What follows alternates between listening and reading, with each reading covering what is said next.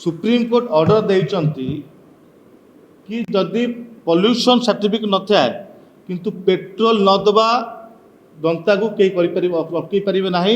petrol जदि किए अटकइबे तापर आईन अनुसार कार्यानुष्ठान हो बोली एटा को सुप्रीमकोर्ट ऑर्डर अच्छी सुप्रीमकोर्ट जब ऑर्डर देइचंती मध्य प्रदेश रे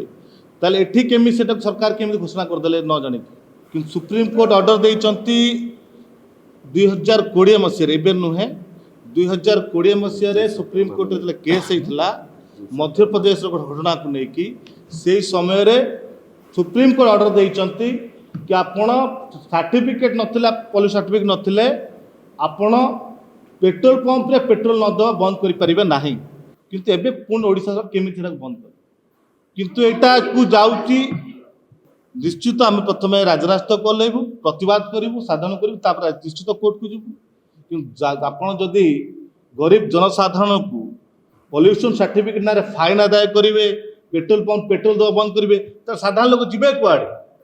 कि आप विभाग में क्या तालमेल रही पार ना आप जोगाण विभाग में परिवहन तालमेल रही पारुनी कहार निष्पत्ति क्या रोचे आप परिवहन तक निष्पत्ति जोगाण विभाग निष्पत्ति